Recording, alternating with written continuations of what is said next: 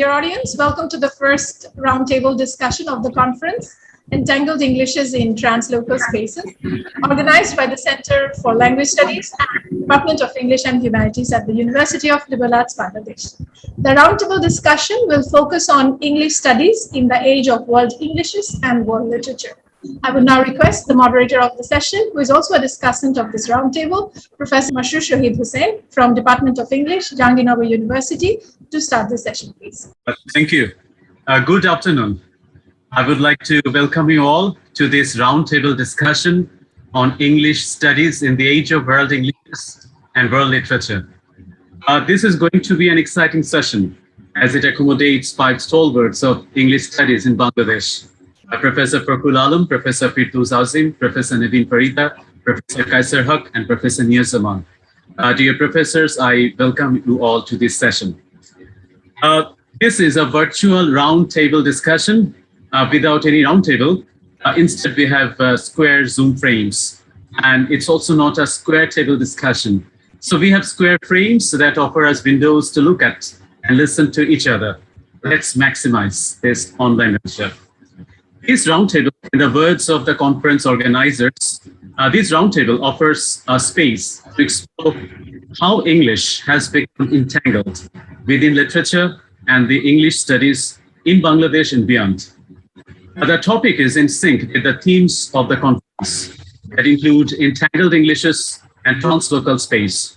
So this roundtable has 2 focal points. One is the Englishes, English in plural. And we know that plurality at the same time disturbs the order and accommodates the other. Some may say that English language has been prostituted.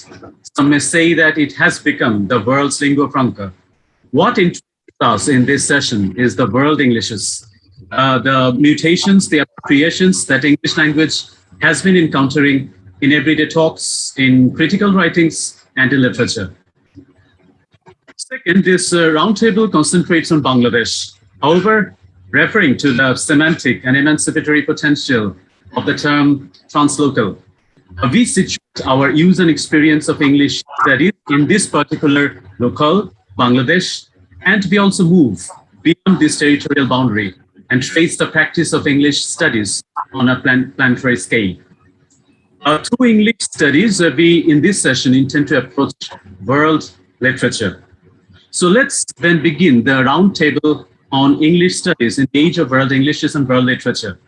This session will unfold in 3 sections, and due to this structure, the order of speakers will be different from the one mentioned in the poster.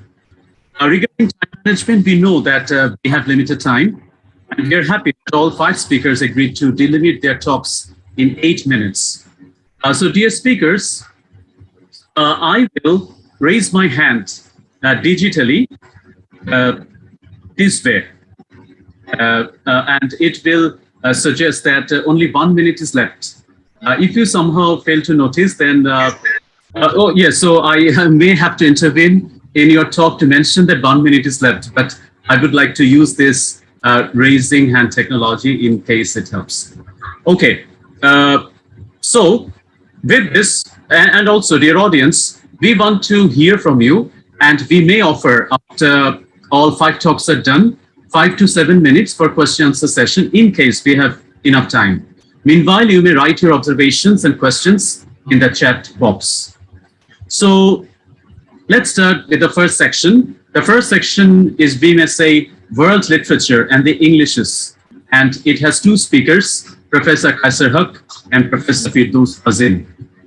Now, I would like to invite Professor Kaiser from the University of Liberal Arts, Bangladesh, to present his discussion on English studies in the age of world literature.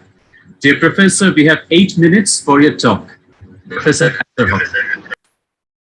You can start counting. You can start the stopwatch. English studies in the age of world Englishes and world literature. I plead guilty to having formulated this this title. Of course, but I'm not going to stand by it, really. I mean, you can always question these labels. Even the world Englishes, and those someone says, we should call it Globish, and you have Asianish and Spanglish and whatnot. Now, the bare fact is that, English is used by 2 billion people in the world with different levels of competence. And of those 2 billion, 400 million are so-called native speakers. So we outnumber the native speakers. And David Crystal admits that now we are calling the shots. And he gives an example. For example, in the McDonald's slogan, "I'm loving it," which is, of course, Indian English. And that's not all. Even in the case of rhythm, the rhythm of the language, the prosody, there are changes. So from being a stress-timed language, English is now overwhelmingly a syllable-timed language, the way we speak. Okay, so I'll illustrate that later. Now, the concept of world literature, it's been around for a long, long time. I think it was Goethe who first talked about Weltliteratur. And interestingly, he thought about this term after reading a Chinese novel in translation. And then, of course, Karl Marx and Engels in the Communist Manifesto, they said that the world was we were moving into an age of world literature because of the way capitalism was developing. So the rise of world literature, they related to the spread of capitalist mode of production. And then about a century after Goethe, Rabindranath Tagore was asked in 1907 to give a talk on comparative literature. Instead, he gave a talk on Vishwa Sahitya. So his idea of comparative literature was Vishwa Sahitya, which he then defined in his own idealistic way, which is not particularly relevant to the way the world literature is shaping up today. So comparative literature, as we all know, when it first emerged, it was considered to be the thing. People said, "Oh, why are you reading English literature? You read the comparative literature." So that's the in thing. And then, of course, there's been a compromise, and so all English departments are also aligned with departments of comparative literature. Warwick, where I did my research, has a department of English and comparative literary studies. So they're all together.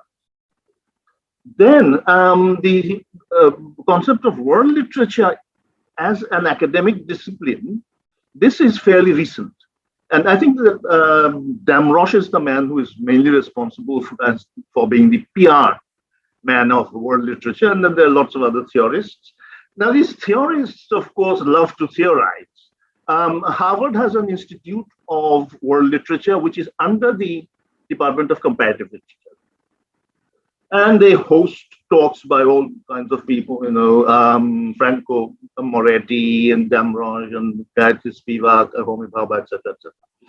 Now, if you look at the way they theorize, you can see that they are just like all theorists, this sort of furious shadowboxing. It goes on and on and on. But being empirically inclined, I'd like to look at what world literature actually is if someone wants to study it. And today there are BA programs in world literature or in English and world literature.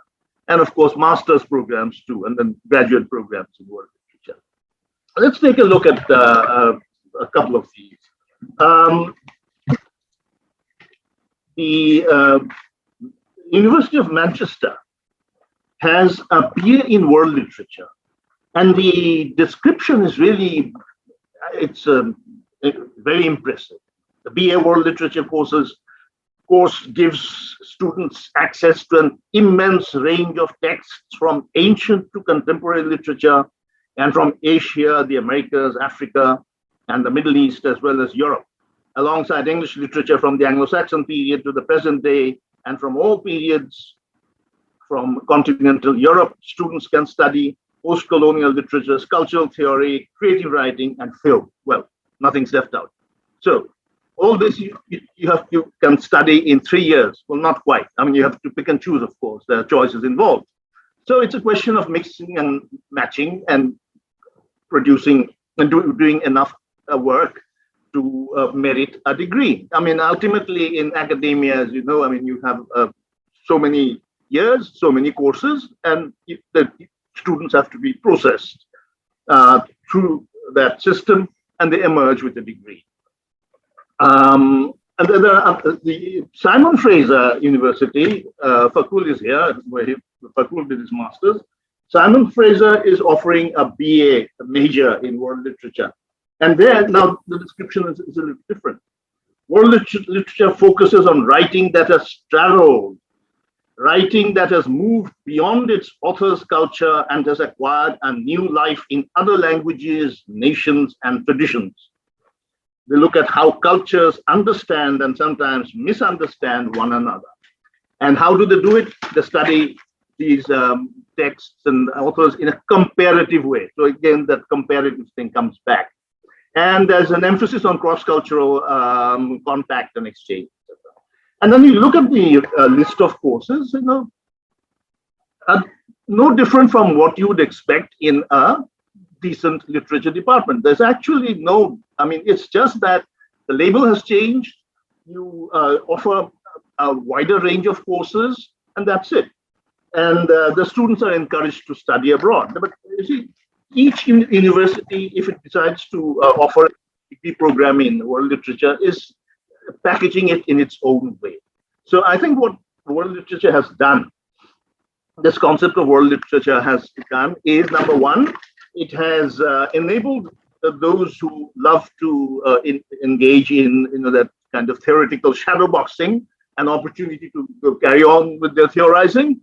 And it has enabled universities to package their courses in a new way, which some students may find attractive. Okay. Now, note that term, you see, literature that has traveled. What about literature that has not traveled? How much of Bangladeshi literature in Bangla has traveled? So it's out of the compass of world literature. But so there's a politics involved here. Of course, we will not accept it. We'll say no. I mean, we too are a part of world literature. And if we design a course in BA in English and world literature, we will, of course, design it in a way that meets our needs and addresses our cultural situation. And I'd like to give an example of the kind of thing that happens if we do that. How it also affects the way we read English, the way we recite poetry. I recently reviewed Amitabh Ghosh's Jungle Nama, where I pointed out that now the Jungle Nama is the story of Bon Bibi.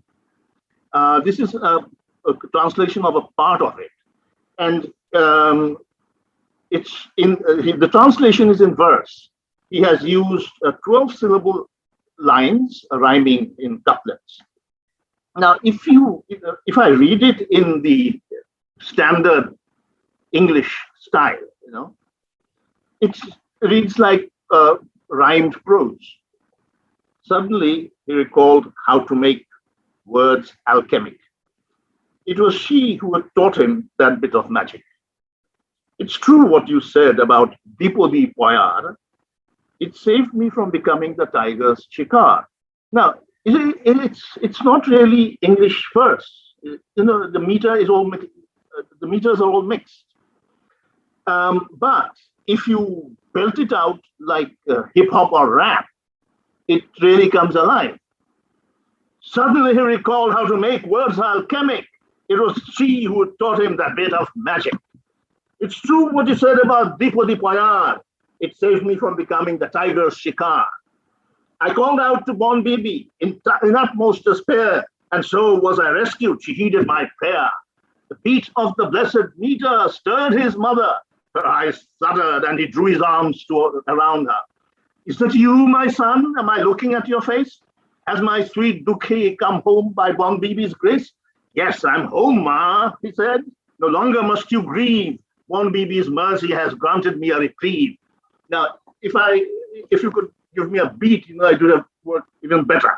But you see, this is an innovation in English prosody. How to teach literature, I'd like to make a traditional point. I mean, whether we are calling it English and world literature or not, I mean, ultimately, we have to teach students to read carefully and to analyze text.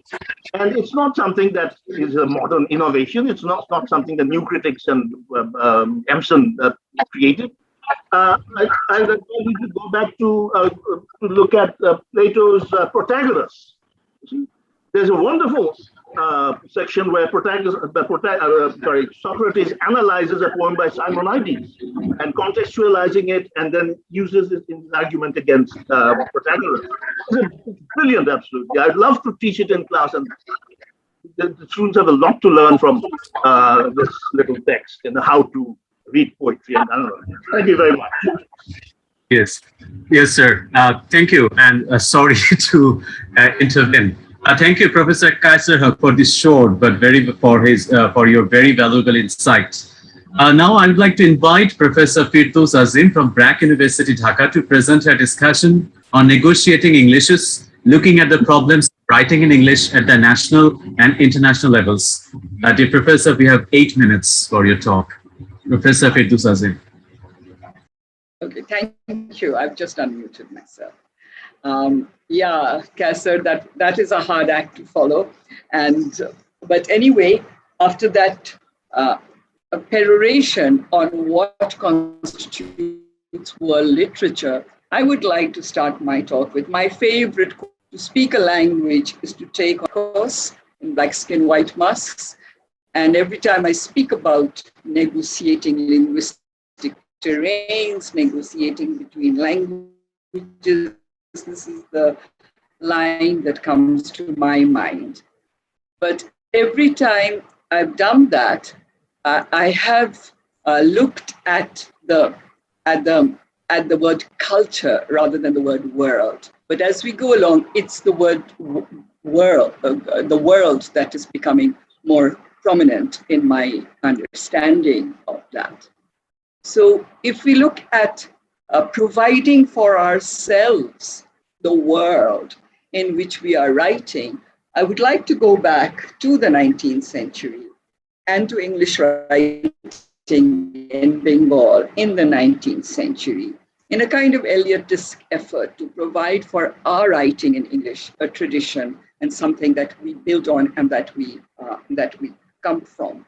So while doing that, of course, Madhusudhan stands as like a abject moral lesson to us that please don't go that way.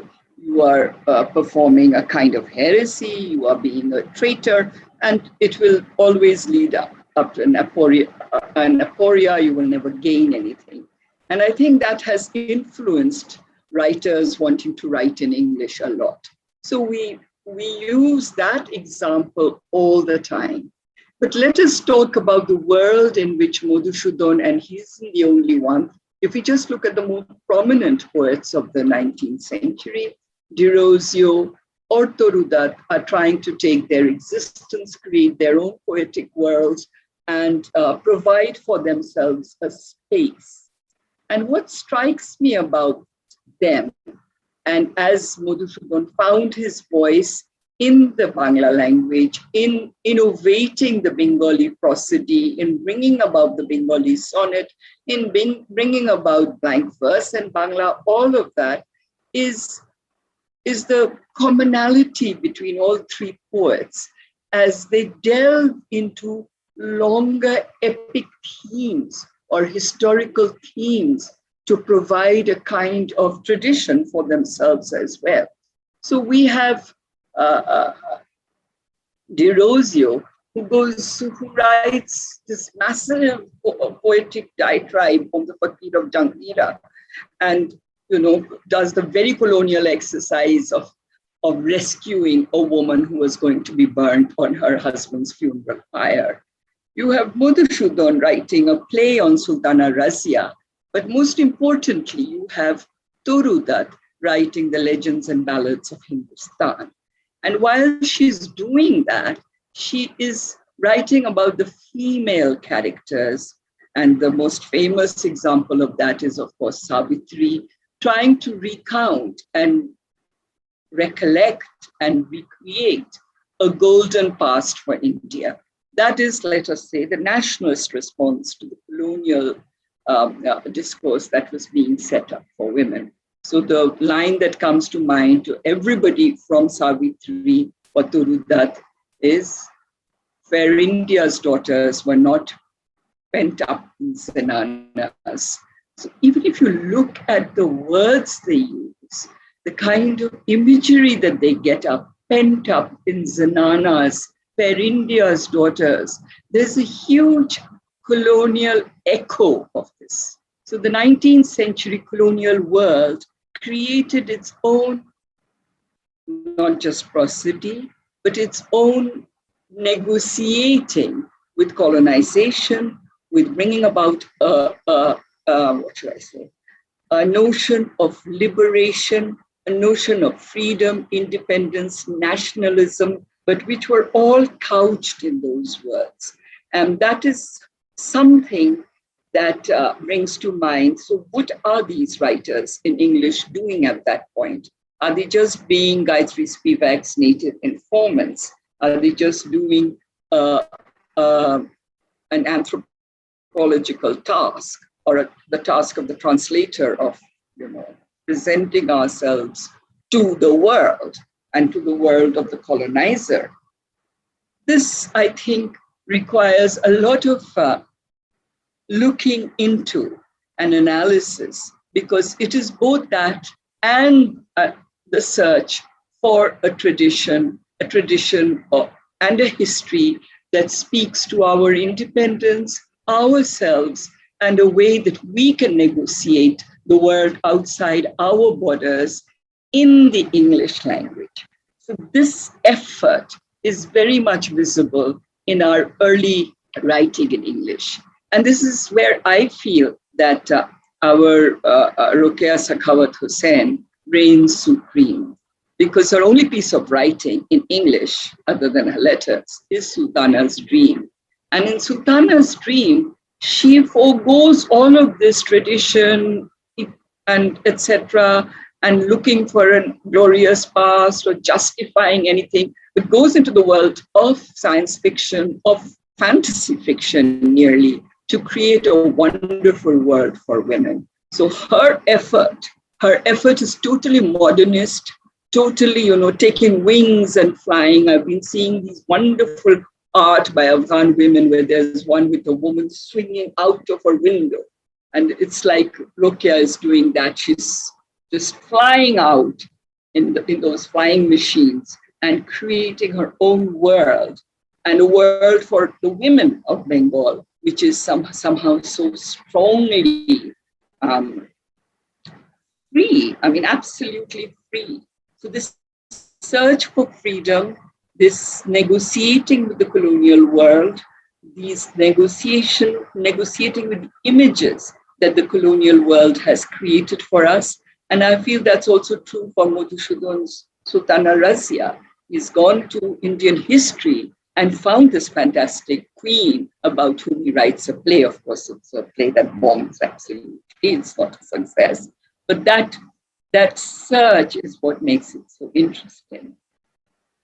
From this worlding, this Eliotesque tradition, building up a tradition, searching for our own tradition, searching for a future based on that tradition, I'd like to come to contemporary times. And of course, Kaiser is here. Kaiser is the person I'd like to bring into conversation. And also the other example I would use, the two examples I would use are Amitabh Ghosh and Kaiser. And I would use the Jungle Nama as well. I'm not going into the prosody, I'm not going to the meter, the rhythm. I think Kaiser has done that brilliantly. But Kaiser's translation of the Manusha myth, of the snake goddess myth, and the way he has taken us into the coils that is spun around that myth and created his own myth in the process, shows you another way that a new worlding is taking place. While we are going into the tradition, into myth, into the past, into the epics that constitute a kind of tradition for ourselves, a poetic literary tradition for ourselves, we are at the same time exploring the many myths. I think Masroor started by talking about pluralities, but it's not the classical myths or the mainstream historical events that provide us with this, but the folk, the local, the locale, the ways that plays out. And I think that way, and of making that contemporary and now, and bringing it for our readers today in English, not just in that, Masroor, is your hand up? Yes, madam. Time, 30 seconds maybe, yeah. Okay, so yeah, so that and in the English language, in that, and as he pointed out with Jungle Nama, the way that the seemingly easy pattern of a poetic rhythm, which seems absolutely un-English, but then kind of harkens to another English, to a Caribbean English, also helps us bring in not only our many plurality of our traditions, but the many Englishes that we have inherited and that we are part of. So I really think that negotiating, and what are the other words you have used? This, I forgot the word in the title. Entangled English and translocal space. This entanglement, the entanglement between various forms of English, various forms of writing, and various histories and various myths and traditions is what makes English writing from our part of the world very, very interesting. Just an aside, I've only looked at literary writing, but there's a whole range of what Kaiser would call shadowboxing, but theoretical, theorizing, critical engagement, which is mainly done in English. Bangla seems to be, Bengali critics seem to be translating those. Historical writing, intellectual writing, and somehow we need to address the question why all over South Asia, the subcontinent, we perform those tasks in English. With that, thank you very much. Yes, thank you, Professor Firdous Azim, for your informed insight. So this section offers some critical insights into what we understand by literatures in English, comparative literature, and world literature, and their historical, political, aesthetic, academic, and pedagogical implications. Instead of making comments, I think we should move to the second section of this roundtable. That is, we may title Learning and Teaching of English. In this section, I would like to invite Professor Fakrul, Director of Bangabandhu Sheikh Mujib Research Institute of Peace and Liberty at Dhaka University, to present his discussion on how the learning and teaching of English has become entangled in the political crosscurrents in our time in this part of the world. Dear Professor, we have 8 minutes for your talk. Professor Fakrul. Thank you very much. This is going to be very different. And I was invited to be part of this panel when I was really deep in work.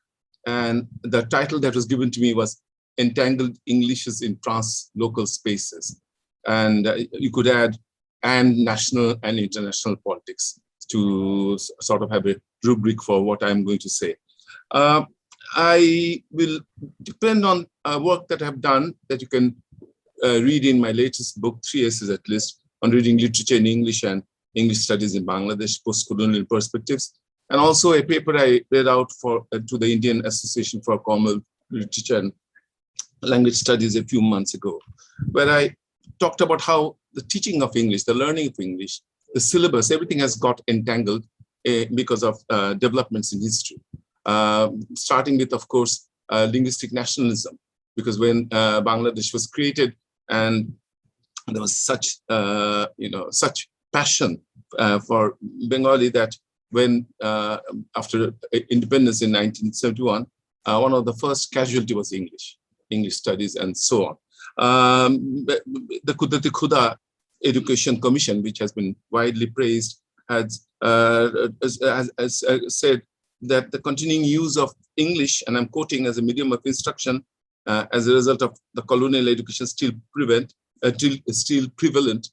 they said, was a major drawback in the field of science, technical education, and commerce. And the commission, of course, recommended the use of Bengali at all levels and English from class 6 onwards. And but it also said greater stress should be given to language rather than literature.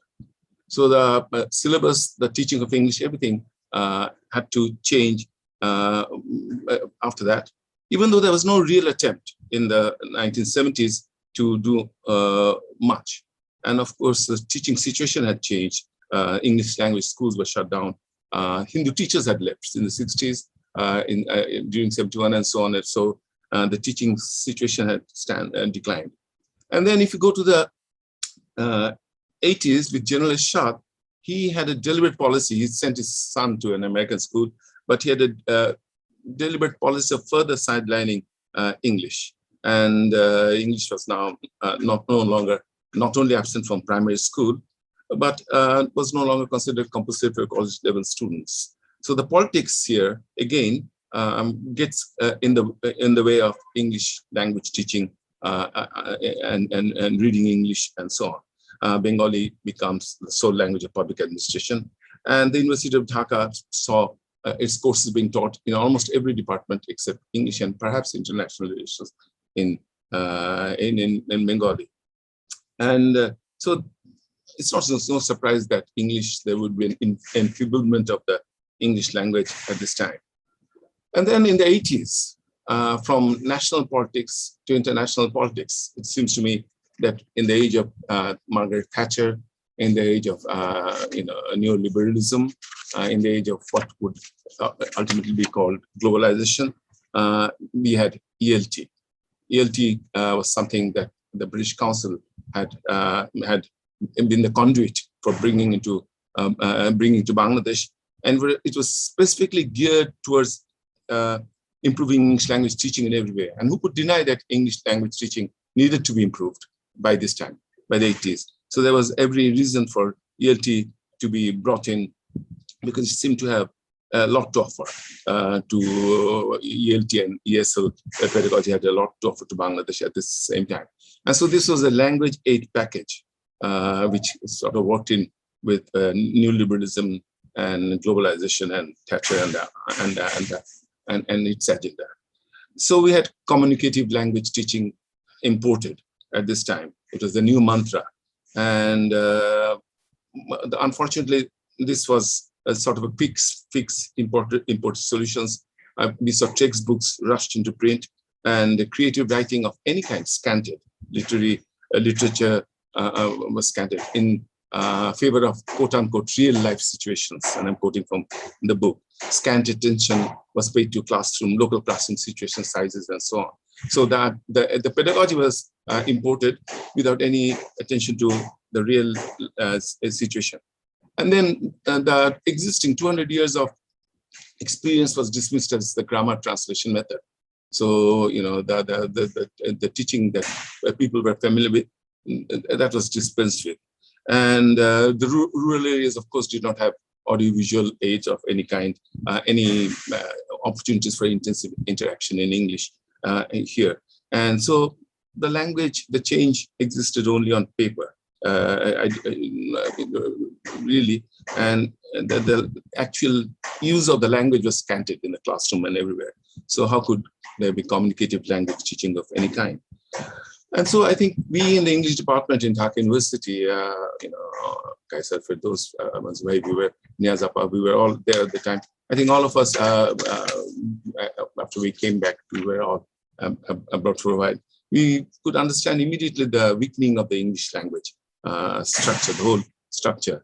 And we did feel that we needed to do something. So the syllabus was changed to some extent to incorporate language teaching, and we felt that we could have an English language stream. So in the 80s, we had an English language stream in ELT methodology brought in here. But then there were other factors, multiple choice questions, quick solutions and everywhere, increase in the size of classrooms, where you couldn't really teach. How could you teach 100 plus students anything, even in language, certainly in just a few classes. And then we had the National University and thousands of English honors courses. We had private universities, over 100 of them coming in at the same time, and an expansion of public universities. So it seems to me that the next result was English teaching was scanted. Actual classroom teaching wasn't there very much. And then we had the semester system, I think, as a kind of a climax to everything. So it seems to me, if I can sum up, I can see Mashroor just about to get ready. I would say, and I'm reading from this long, and I'm skimming through a very long paper I have, that what we had was English teaching, English learning, English creative writing in English, which seems to me absolutely essential, as scanted. And now that we have world literature and other things, Kaiser talked about that, my real worry is that I grew up with that canon and the classical text. It seems to me that I see it everywhere in the world, actually, even in North America, I see this. And I would like very much my students to read the latest English, contemporary English. I think we should have compulsory papers on that, contemporary writing, but also that we should do work on classical English literature, the canon, traditional canon, and have the healthy blend. And I think that should be the way forward. And use English in the classroom and encourage students to do it outside, and not depend on British Council imported quick fix solutions of any kind. So intensive speaking, teaching, reading, learning, and with the computer, I think we're blessed. So we can use the computer in all kinds of ways. Masroor has raised his hands. Thank you very much. Thank you, Professor Fakrul, for your valuable insight. So this section on the learning and teaching of English offers a historical and cultural survey of the teaching and learning of English in Bangladesh vis-a-vis English linguistic imperialism and Bangla linguistic nationalism. Professor Fakrul focused particularly on teaching and learning, practicing creative writing, as well as doing classical literatures as well. Again, without making any comment, let me move into the third section that we may title Reconceptualizing the English Departments in Bangladesh. And this section has two speakers, Professor Nevin Farida and Professor Niaz Zaman. First, I would like to invite Professor Nevin Farida from the University of Dhaka to present her talk on the issue, why and how English department syllabus is reformed over time, resulting in innovations and changes in the curriculum policies. Dear Professor, we have 8 minutes for your talk. Professor Nevin Farida. Assalamu alaikum and a very good afternoon, everyone. Thank you, ULAB, for inviting me to be a part of this prestigious virtual panel. I am honored, but I'm certainly tensed having to participate with 4 of my renowned, talented teachers. Let me begin by looking at the image of entanglement with relation to English studies. Entanglement is an image that infers to complex, intricate, and often confused interconnected relationships. The English language today is similar to that complex and intriguing condition full of entanglements. No longer is it in the singular form.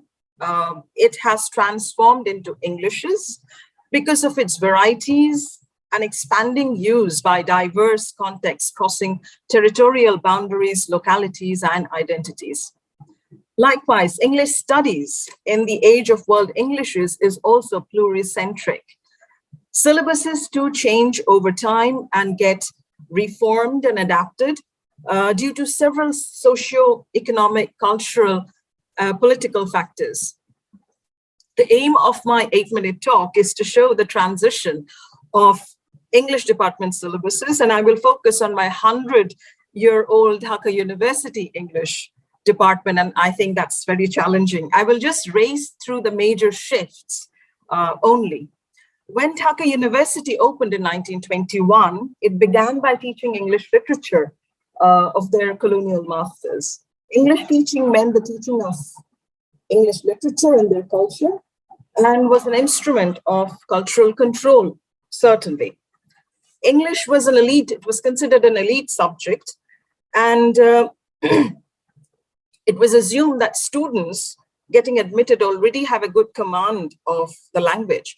However, in a recent interview, according to Professor Sirajul Islam Chaudhry, the early syllabuses were inadequate and not useful. Why? Because major writers like Lawrence, Conrad, Forster, just to name a few, were not taught. Even Shakespeare was neglected because just one play was being taught at that time. Anglo-Saxon literature was taught in Old English. Focus was on form and not on meaning. The policymakers most likely felt that the students in this part of the region did not have the intellectual ability to critically understand the texts. And easy and less interesting texts were taught, like Jeremy Taylor, Aldous Huxley, etc. There were no women writers, no non-British, non-white authors. There was certainly no place for Commonwealth literature. A lot was happening in the 1950s.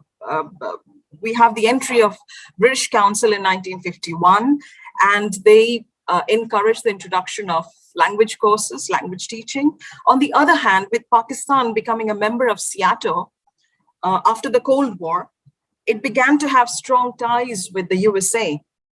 The American Center began to function strongly to combat the British hegemony and to restrict the communist bloc. As a result, an alternative paper on American literature was introduced at that time. After our independence and with the 1973 ordinance, the curriculum designing process became a more democratic one.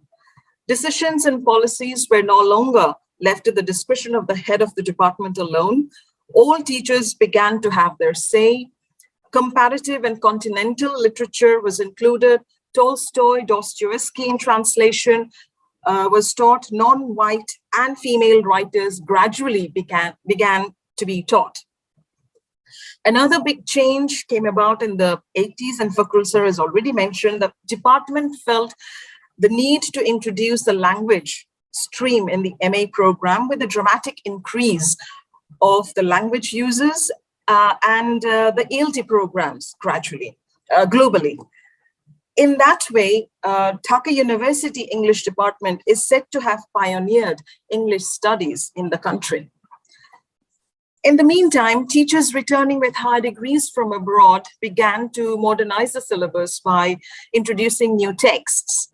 The study of literary theory, Commonwealth literature, which was at that time known as Third World literature, were included despite some reservations of a few teachers. And it is amazing to see how, with change of time, ideologies have also changed. Today in our MA syllabus, we have two separate courses on Commonwealth literature, South Asian literature and African and Caribbean literature, and both are very popular with our students. Even our undergrad students want to read more texts by our writers in translation before moving on to read the canonical texts. Students feel that by including texts of Bangladeshi writers in our syllabus, we will be able to promote our literature and culture to the outside world. So this sense of belonging, reclaiming for local knowledge and culture is certainly on the rise. By mid-90s, with the introduction of CLT in the national curriculum and the MCQ system in the university admission process, the English department was beginning to get students who not only lacked target language proficiency, but also had very little knowledge of English literature. This gave rise to the introduction of foundation English and also gradual inclusion of several skill-based courses. Business English course was introduced to improve employment opportunities for the graduates in future. We had to redesign our language teaching materials with more local flavor because the tailor-made language books were not culturally appropriate at the entry level. Now, coming to the very recent development, during the pandemic, the English department, Dhaka University, undertook to revamp the BA curriculum, keeping in mind the ICAC requirements, the SDGs, and the outcome-based learning objectives. It took us over a year to complete the revision work, and all the teachers of the department, including our former professors, participated wholeheartedly. And I must thank our 4 professors here for their valuable input into this revision process. We have tried to make this syllabus, this new syllabus, entangled and interdisciplinary in nature by accommodating fields of study such as gender, environment, culture and education, media and journalism, information technology, which is very, very essential today.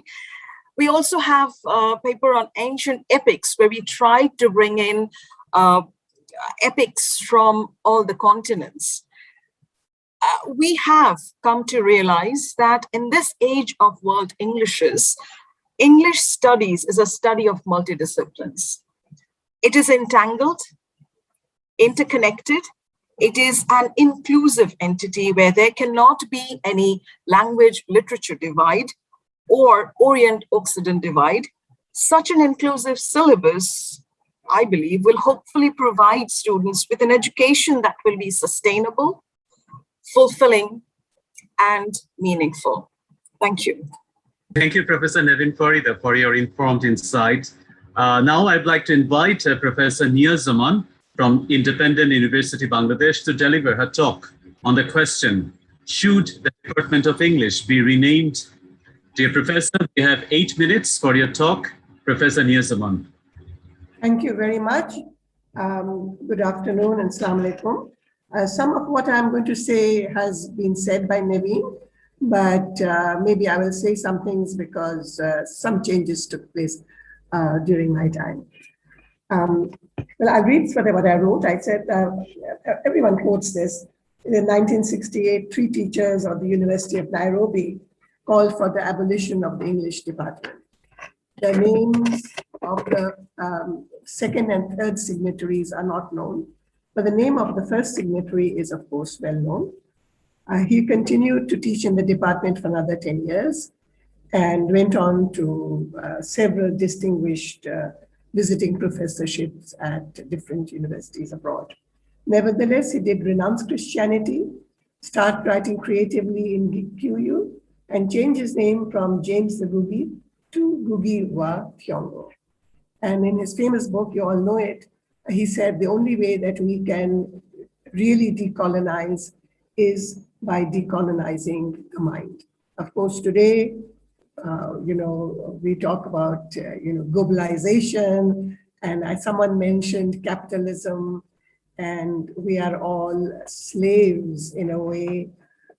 We will not really be decolonized because there is maybe in 10 years' time, we will all be speaking Chinese, but so far it doesn't seem likely.